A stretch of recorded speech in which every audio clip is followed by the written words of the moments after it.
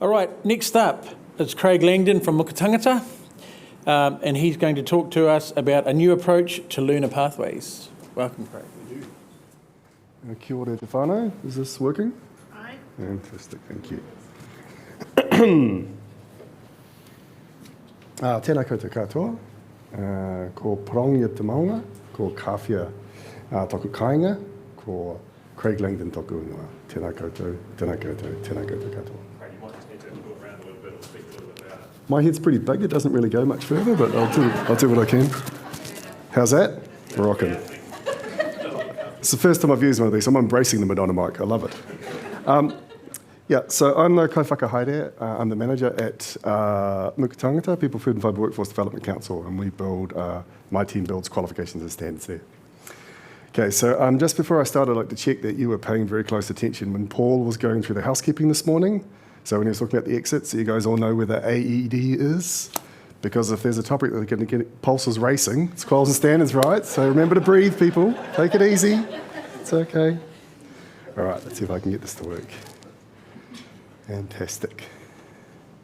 All right, these are our industries within the food and fibre sector, and we love them all equally. They're beautiful, independent snowflakes. And it's important that we contextualise our vocational education training sector so that people can operate safely in all of these individual industries in the sector, right? But we'd be doing them a disservice and Aotearoa New Zealand if we didn't think about those things which might operate across some or all of them.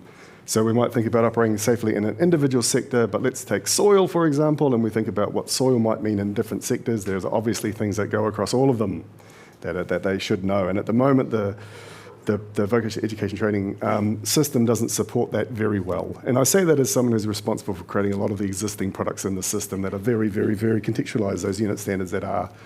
So what we're looking to do is develop pathways that are, to create a system that enables people to operate safely in a sector, think about what might operate across some of all, and then above that, we've got things like, as we heard this morning, we've got AI, we've got topics of sustainability, we've got all sorts of things that might occur across our sector, but across all of the sectors, so leadership and things like that. So we're trying to create a system that supports all of those things. So we're very ambitious, we're going to be bold, we're going to be positive disruptors in the sector. So why? Why are we doing this? Well, we've heard very clear messages from industry, iwi and hapu Māori and vet providers that changes need to be made to the system. And that'll come as no surprise to anyone. So we need a new approach to qual standards and other forms of recognition. We need to create a system that is much more responsive to diverse needs, so employers and ākonga and iwi and hapu Māori, right? Diversity is and response to that is very important. And I'm hopeful that we'll get some feedback and some ideas and the questions and then talking to people afterwards that will ensure that we're able to deliver on this vision of what we want to do. Okay, so a unified vocational education system will do these things. It'll deliver to the unique needs of all of our ākonga. It will uphold Māori-Crown partnerships. It'll be collaborative, innovative and sustainable, and it will be relevant to the changing needs of employers because all employers are different and their needs are changing quite rapidly. So like I said, we're ambitious in our approach at Muka Tangata. We're trying to be bold, trying to make changes, and you can see that the work that my team does is integral to deliver on this particular vision. Okay, so like I said, remember to breathe, keep your pulse rates down. Changes to qualifications.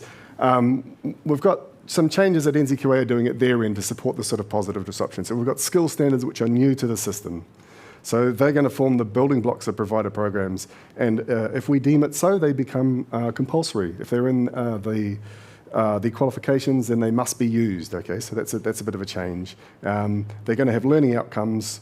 Also, micro-credentials can be developed by providers or by us as WDCs, and providers can be accredited to deliver. So those are changes to our system. So, in terms of our particular sector, we're looking to transform in response to unfamiliar changes and opportunities. Like I said, we know climate changes are here. They're not coming, they're here. They're with us right now. We need to be innovative, need to be more responsive to a diverse workforce, community and a system that recognises these different and variable needs. Every employer is different, every learner is different. We need to create a system that allows for those differences and supports that learning throughout that process. So that's what we're going to do. That's what we're going to do, people. So, as I said, I am partly responsible for some of these issues, so I hold my hand up and say it was me. There's some rigidity, particularly in the interpretation and application of existing rules. So some of it is about us working very closely with people in NZQA and people in TEC, even with some of the existing rules, to say, how can we change those? How can we make those better and different and do things differently? So, it's great to have frameworks, it's great to have pathways, but they need to enable variability and diversity as well as structure and coherence. So, consistency when it's required, but it's not always required. It's not the main driver to things. Okay, so qual design, we want to allow for meaningful entry and exit points. So create, for example, a qualification that has stackable micro-credentials in there so people can enter and exit at different times and accommodate changes to personal circumstances. So that is to say, if you've completed part of your learning in some of the systems currently, New Zealand Certificate in Agriculture Level 3, it's 120 credits, it's huge, you might not finish it, and you exit and you've done half of it and you get nothing. So we want to create a system in which you can enter and exit and walk away with something that's meaningful. Okay, so what does it look like? A framework and a suite of products that maximizes flexibility and transferability without creating something too generic to be unintelligible to industry. So here's our key questions, whānau. What's the optimum level of skill flexibility and transferability for ākonga? Because I could very easily write a standard that says, do some stuff in food and fibre, and that would be my job done, and I could retire. But the truth is that we need more than just that, right? But we're trying to identify what the optimum level is. How many do we need? We currently have about 1,600 standards, Do we need 1,000? Do we need 500? Do we need 50? What is it? We're trying to work through that. And then obviously, once we've sort of identified this, and in parallel to that, what do we need to do? What does Muka Tangata need to do? What do other agencies need to do, Te Pukenga, the PTE, the Wānanga, to achieve this outcome? Okay. So we need to engage with participants in the VET system, right? We need to understand the requirement and value of flexibility and transferability. And this part of the journey today is talking to people in this room about what that means to get feedback from you guys. So we also very clearly need early and regular engagement with iwi and hapu Māori to make sure that our work aligns with their priorities and in order to inform the inclusion of a te ao Māori view. So we're working to understand how mataranga Māori might be incorporated into some of our products. And that's a very interesting conversation that we're having. It's an ongoing conversation that we're having. We're on that journey. And also, we want to work with people who are currently not engaging at all in the system or with our qualifications, like why not, what can we do to change, how can we support that? So our tertiary education providers, as I said before, your PTEs, your Wānanga, obviously Te Pukenga is fairly substantial, to make sure that the qualifications, credentials, and standards we develop, they can use them. I mean, wouldn't that be a wonderful world? So we're doing that as well. Right, so here's some principles for you. Incorporation of mataranga Māori into learning. It's an essential educational development. It's an essential component of educational development in this context. And here's what's going to happen. The VET system will better support Māori to flourish in the food and fibre sector and allow better insight into te ao Māori. So that's what we're going to do, right? That's our principle that's going to guide the mahi that we do. All of the products, all the quals and micro-credentials in the food and fibre sector should work together as a coherent set in work-based and provider-based settings. So currently some of the settings are beautiful for people who are in employment, and there might be beautiful people who are studying at a polytechnic. They don't operate together in a joined-up way, so we want to do that. And that means that pathways become more intelligible and enable greater learning mobility within the sector and beyond. Okay, overarching principle number 3. The designing of e-learning elements in parallel. Typically, in my world, we would do qualifications, and then when we got around to it, we might write some standards, and then when we got around to it, we might write a program, and then we do some learning and assessment resources, and about a decade later, some people might actually do some learning. I'm exaggerating, obviously, but not by a hell of a lot. So what we want to do is try and do things in parallel, right? So we want to make sure that if we're developing things, the actual enrolment of people in learning is as close as possible to the start of that journey. So we're trying to do things as close as we can together with our colleagues in the provider world, with industry, with iwi Māori to do all this sort of thing. So the statement is conjunctive design ensures and supports relevance, coherence and mobility, creates clear pathways for learners. Okay, so what does that mean for our skill standards? They're developed and made only compulsory where useful. They're less prescriptive, and they may have standardised sizes, which enables them to be used in different contexts. So some of these things are things that happen across what we call ohu ahu mahi, which is all of the WDCs, so we're considering these sorts of things. If you have responsibility for leadership and you're developing a leadership skill standard, why don't you make that leadership skill standard a standardised size, and we all know what it is, and then we can all use it in all of our qualifications as well. So we too are part of this conversation to think about these sort of design principles for our standards. Micro-credentials, stack them into qualifications, use them as additional elements to qualifications, use them for standalone specialised skills. Those are the three sort of uses we see for micro-credentials. And they're designed that they can be used to recognise iwitanga and haputanga. So, quals, they're coherent, they create pathways, they may have standardised sizes, they have pre-designed exit points, so if they're stackable, you have a micro-credential, you can enter and exit. They have strands, optional elements, and like I said, fully stacked. So these are our overarching sort of principles. Okay, racing along. So for us in the mahi that we're doing, we're currently reviewing the seafood and forestry qualifications. So we're entering into this phase where we're testing and trialling these thoughts and ideas. And we're saying, okay, for seafood and for forestry, what would it mean if we were to develop something that might roll across multiple sort of industries within the food and fibre sector? As I said before, we're working across, excuse me while I dust my Madonna mic. We're working across Ohuahu Mahi, so all of the WDCs working together as the system intends. It is happening, don't worry. And so that, as we move forward, as I use leadership as an example, we're working closely with our colleagues in Ringahora to make sure that any work that we do is a collective one.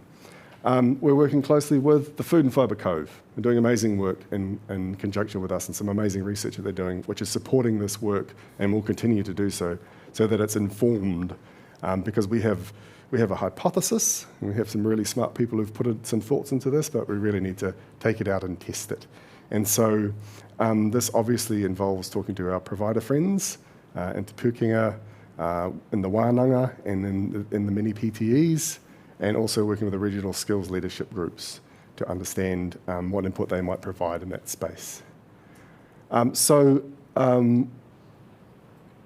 We're taking this concept and this idea, and we're exploring ways we can take it out and talk to vet participants as part of this journey. Thank you. To support the vision of a unified system that maximises learner agency, transferability, supports Māori success, and contributes to the upskilling of the food and fibre sector. So the next steps for us is to do a little bit of research, to take a bit wider. So when I said we're reviewing seafood and forestry, for example, we're taking that opportunity when we're talking about those qualifications to test some of these concepts as well. We're exploring the idea of doing some further research beyond those two sectors, so taking it out to the likes of horticulture and agriculture. We're thinking about a project where we might look at we sort of have an opportunity in our sector because we have one level 2 qualification. It goes into multiple level 3 qualifications and then more at level 4. So we may look at the level 2 and is it successful and why is it successful if there's only one. I mean, it would be great if we could develop a New Zealand certificate in food and fibre. It remains to be seen if that is a possibility, but we're going from 80 odd qualifications and hopefully bringing them down to about 20 or 1. I'm not sure. That's what we're interested in doing. I'm interested in your feedback, and I think many of you will be contacted in the future for questions about this sort of broader concept. So I think I've run a little bit early, but you know what, that brings us closer to lunch, so happy days. Happy to answer any questions that you might have about it. Questions? Sandy, there's a microphone. Kia ora, Craig. I'm Sandy Scarrow from the Cove, but also from Fruition Horticulture, and I've been in the education industry long enough to remember Lockwood Smith talking about education reforms in the 1990s, early 1990s. And what he was promising was exactly what you're talking about. It was these, where people could grab bits of education and stack them into qualifications through their career. And that just hasn't happened. And how confident can we be that this is the outcome of the reform of vocational education? Because this is certainly what's needed. Thank you. I think the intent was that I wasn't around when Lockwood Smith was making those proclamations, but far too young. I think the correct intent was there. I think sometimes the like I talked about the way in which the rules are interpreted was incorrect. So just as an example, the original idea behind unit standards allowing providers to develop programs that had learning outcomes, and then ITOs had to use unit standard programs, for example. You had a diversion there already. So there were other instances in the system where that occurred, and also the fact that ITOs had a bit of an issue with delivery and being a standard setter. So I think the way the WDCs are set up gives me much more confidence that we're going to be able to do that job now. And also we're not beholden to credentialising and standardising everything. So we're going to look at a qualification and say what does need to be consistent, what does need to be standardised, and if it doesn't need to be standardised, then we won't standardise it. We'll allow for that regional variation. So there's a few things I think that give me more confidence. One is the creation of the WDCs with their tools, program endorsement, micro-credential support, and things like that. And the other is I think we have, and to do with the WDC as well, we have a better relationship with the providers than the ITO did by nature of its sort of competitive nature in a sense. Yeah, that's what I think. I'm confident. Any other questions? Oh, Catherine, just behind you. Hi, Craig. Some of my past work was around micro-credentials and did some fairly early testing and learnt loads of lessons. Is within the Ohu Ahu Mahi, is there something around the micro-credential framework that will connect up and provide recognition and ease of use and things like that? Because that was one of the sticking points or one of the lessons learned from some of our earlier work. Definitely. I could point to some instances, but sorry, are you thinking about specific instances of micro-credentials or the way in which they are written, or both? Yeah, a little bit of both. Okay. But some of the things that didn't help early doors with micro-credentials is what does it mean? Right. So the recognition and how it fits in a framework. So more that than writing on. Yeah, I think we've sort of clarified our thinking. If you see the sort of three types of micro-credentials we see as operating, I think that's shared across Ohu Mahi. I think the next step for us is to look at what each of our work plans are and to see when they're going to happen. So if there's a leadership focus and it's not happening for 2 years, well, Muka Tangata is not going to wait for that. We're going to go ahead and do what we can now, but we're also going to try and see that that work aligns with their future work, if that makes sense. So yeah, so some of it is about what is on a WDC's work plan in terms of things that sit across Ohu Ahu Mahi, and other parts of it are us working very, very close together. Just as an example, like my peers and I meet on a fortnightly basis to discuss issues that we have across all of our WDCs in the qual space, so micro-credentials is often a topic of conversation. Most recently, we've had a lot of conversations with NCQ about what support means in that space, and who is responsible for ensuring that there isn't a complicated range of overlapping micro-credentials in the system, and we believe it's a sort of a shared responsibility. Yeah. Kia ora again, Craig. So we were talking a little bit earlier about how there's not a great pathway from school into primary industries. Mm-hmm. Is there some work that you are doing as part of that qualification framework to improve that flow from school, to make maybe some of these micro-credentials available to kids that might be in year 11, 12, 13, and to really encourage ones that want to have more of a vocational rather than a pure academic pathway from school into the next step? Yeah, I think I mentioned the possibility of looking at the level 2 qualification, and I think an attraction of doing that is starting to think about what those new skill standards could be for schools, and then thinking about what that pathway would be. So if we were looking at level 2, we'd be looking at below and above as well, and trying to develop a bit of a framework. But yeah, it's definitely something. I know there's a range of approaches. There's BCATs and another way that people approach that, but we recognise that the current system probably doesn't support learners as well as it could do in the secondary space. So yeah, thank you. Absolutely.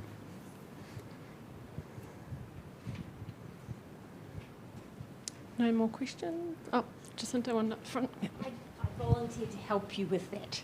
You volunteered to help me with that? Fantastic. Yeah. We'll chat about it. With the school stuff? Yeah, because Awesome. I've done the level 2 NCEA stuff before, and Okay. let's chat. Fantastic.